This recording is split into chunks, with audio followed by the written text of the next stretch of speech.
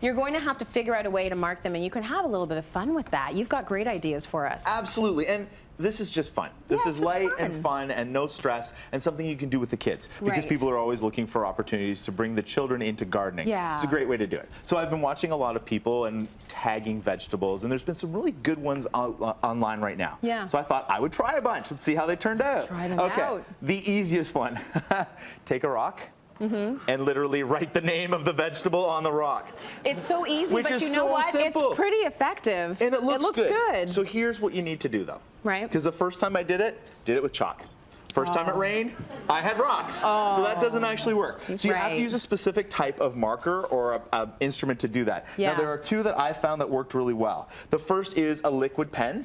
Okay. And it's liquid paint in the pen. All right. Not complicated. The second one is a China marker. Yep. And this stuff sticks. It stays. It's really hard to get off, but it is removable. Okay. So those are your two options that work really well for this system. Nice. And you don't need to do anything crazy. Go to the beach, collect some flat rocks with a flat side. Yeah. Employ the kids to do this. Yeah. And they're all on board. Okay? That's a good little job for the kids. Just simple. Taking it one step further. Oh, you painted them. You paint the rocks. Exactly. This is so nice. So you can color code what you're doing. Right. And literally, you're just going to take a permanent marker and write right on here. What plant should we grow? I don't know. What do you want to grow? Mint? Basil. Basil it is.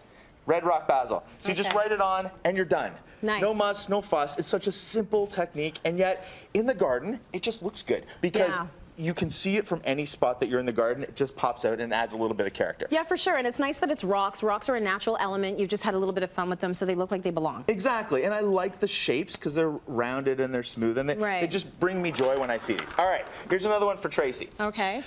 You mentioned corks. Yes. We're talking about corks. I have a few of these at home. One of the biggest problems that people have, I do too, no comment. One of the biggest problems that people have is they get poked in the eye with their plant markers. Really? Now this sounds bizarre, and when I was kind of really thinking about it, I'm like, yeah, it's true. So you have your planter here, and you're working and you're doing this, and you don't notice the actual plant markers. So somebody came up with a brilliant idea of writing the plant name on the marker. Right. On the cork. That's nice. So now, that's a smart idea. when you're working and you're looking, because you're looking down at the roots, you're not paying attention to what's happening here, you're not poking yourself in the eye. So really, it is just as simple as writing the name on it and sticking it with a stick and sticking it in your garden. I like this also because, you know, cork is that natural element as well. It looks cute and decorative, but it fits. And the best part, Tracy, as an adult, and you'll understand this, if you keep the wine, the grape growing label on the side of the cork, you can remember where that bottle came from and have a special moment of reliving it. Oh, that was a good one. That was a good one. Exactly. Good day. Exactly. All right, so here's another one that's been very popular. You're seeing a lot of chalkboard style. Right. Okay. And Tracy, I'm going to get you to write something on that. Okay. Okay. Should it be a love message to you? Any type of plant you want.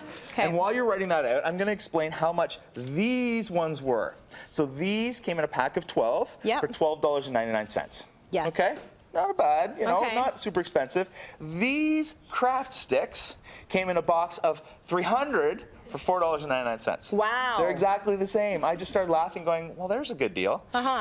I took these craft sticks, I'm getting very complicated here, and painted them with my leftover chalk paint for $1.99. They all kind of look exactly the same, don't they? All right. So you can use chalkboard, but again, you have to use the China marker or something that you can actually write on them and mark it really well so that it doesn't wash off. And now look at that. Just simple, easy, and really that's the best one yet. Put this in your garden. Now I'm all embarrassed and blushing.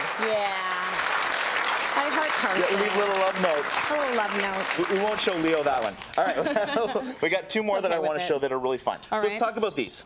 This is a great idea. I love these. These are just old spoons. And I picked them up at a little yard sale that my neighbor was having, and I got 12 for $1. Okay, good. But I flattened them out. How'd you flatten them out? You just bang them? So I read online that you use a rubber mallet to flatten these out to make them nice and thin. So I was banging and banging and banging, and they weren't getting flat. So yeah, don't use the rubber mallet. Go for the full hammer and put it down on concrete and flatten them out. And then what you're going to do is you're going to write the plant name on with permanent marker, and they look something like that. Isn't that awesome? Just cute and simple. And I'm going to stick them into the garden right here so you can see them. I like how rustic they look. They're fun. That it's looks vintage. great. It's got sort of that recycled look. I love that. That looks great. Perfect. Okay, what else you got?